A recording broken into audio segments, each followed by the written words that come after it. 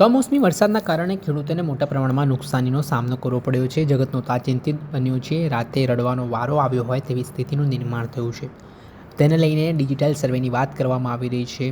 થોડાક દિવસ પહેલાં કૃષિ મંત્રી જીતુ વાઘાણી દ્વારા જાહેરાત કરવામાં આવી સહાયને લઈને, અને હવે ડિજિટલ સર્વે કરવામાં આવશે. તેને લઈને ક્યાંક ને ક્યાંક સત્તાપક્ષ અને વિપક્ષ સામને જોવા મળી રહ્યું છે. આ મામલે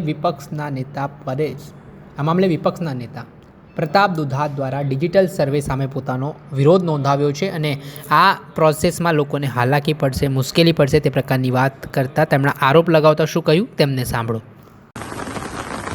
નમસ્કાર. ખેડૂતોને એપ્લિકેશનથી પોતાના ખેતરમાં ડ્રોપ પિન કરીને લોકેશન સાથે ફોટા પાડવાની સરકાર ગતકડા લાવી છે. સરકારને શરમ આવવી જોઈએ. હાલ વર્તમાન જ્યારે હું બોલી રહ્યો છું, આજની તારીખે 1 તારીખે પણ અમરેલી જિલ્લામાં વરસાદ ચાલુ છે.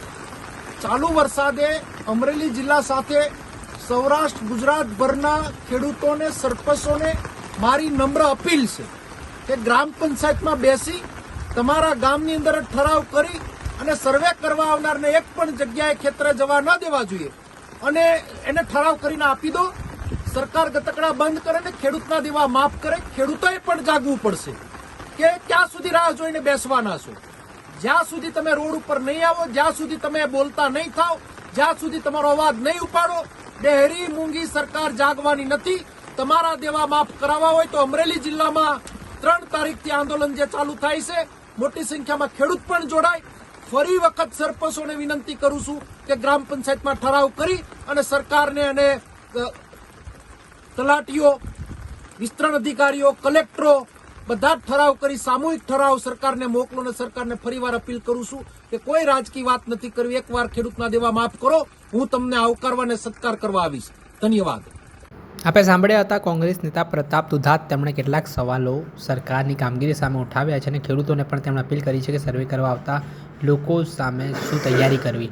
ત્યારે આ બાબતે ભારતીય જનતા પાર્ટીના પ્રવક્તા યજ્ઞેશ દવેનું પણ નિવેદન સામે આવ્યું છે. તેમણે કહ્યું છે કે સરકાર સંવેદનશીલ છે અને ડિજિટલ સર્વે કરવામાં આવશે તો ખેડૂતોને તેમને પૂરતી રકમ મળશે, પરંતુ કોંગ્રેસના નેતાઓ ખોટી રીતે ખેડૂતોને ભડકાવી રહ્યા છે તેવા આરોપ કરતા શું કહી રહ્યા છે યજ્ઞેશ દવે તેમને સાંભળો. જનતા પાર્ટીની ગુજરાતની આદરણીય ભૂપેન્દ્રભાઈ પટેલના નેતૃત્વવાળી સરકાર ખેડૂતો માટે સતત ચિંતાશીલ હોય છે અને ખેડૂતના જે પ્રશ્નો છે એને હલ કરવા માટે સતત પ્રયત્નશીલ રહી છે. ગુજરાત રાજ્યના કૃષિમંત્રી શ્રી જીતુભાઈ વાઘાણીએ જે પ્રમાણે જાહેરાત કરી એ પ્રમાણે ખેડૂતો પોતાના વિસ્તારની અંદર જે પણ એમને માવઠાથી નુકસાન થયું છે એ નુકસાન માટે એપ્લિકેશનની અંદર સર્વે કરી, જાતે સર્વે કરી, ડ્રોપ પિન કરીને ફોટોગ્રાફ સાથે મોકલી આપે અને એ પછી ધ્યાને લઈને એની સહાય ચૂકવવામાં આવશે.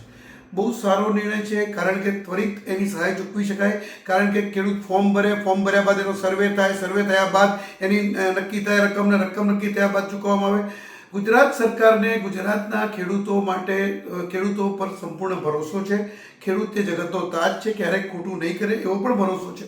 એટલા જ માટે આ નિર્ણય કરવામાં આવે. જ્યારે પ્રતાપ દુધાત જેવા કોંગ્રેસના નેતાઓ પોતે પોતાનો રાજકીય રોટલો શેકવા માટે અને ખેડૂતોને સહાયથી વંચિત રાખવા માટે સતત પ્રયત્નશીલ રહેલા નેતાઓ એ અત્યારે હાલ ખેડૂતોની અંદર એક જૂઠાણું ફેલાવી રહ્યા છે અને ખેડૂતોને સર્વેથી રોકી રહ્યા છે અને ખેડૂતોને આ સર્વે ન કરવો એવી જાણ કરી રહ્યા છે.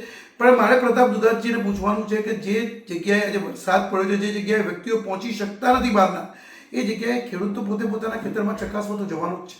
તો એ ખેડૂત તરત સર્વે કરીને મોકલાવી દે તો એ ખેડૂતને એની સહાય મળી જાય એ માટેની સરકારે વ્યવસ્થા કરી છે. તો ગુજરાત કોંગ્રેસ હોય કે ભારતની કોંગ્રેસ હોય, ક્યારેય ખેડૂતો માટે એમણે સારા નિર્ણયો કર્યા નથી. 70 વર્ષમાં એમણે ક્યારેય ખેડૂતોનું વિચાર્યું નથી. ખેડૂતોનું વિચાર્યું હોય તો માત્ર નરેન્દ્રભાઈ મોદીએ વિચાર્યું. અને કિસાન સન્માન નિધિ એ એક સન્માનની યોજના પણ ખેડૂતો માટેની ભારતીય જનતા પાર્ટીના સુશાસનમાં શરૂઆત કરવામાં આવી. જ્યારે અત્યારે હાલ હું ભોળા ખેડૂતો એટલા માટે કહું છું કે જે લોકોને કુદરતનો માર વાગ્યો છે એ લોકોને ત્વરિત સહાય મળે એના માટે ગુજરાત સરકારે આ જે નિર્ણય લીધો છે એ નિર્ણયનો વિરોધ કરી અને ખેડૂતોને સહાયથી વંચિત રાખવા માટે અને કોંગ્રેસ પોતાના રાજકીય રોટલા શેકવા માટે અને પ્રતાપ દુધાત જેવા નેતાઓ પણ આવા પ્રયત્નો કરી રહ્યા છે.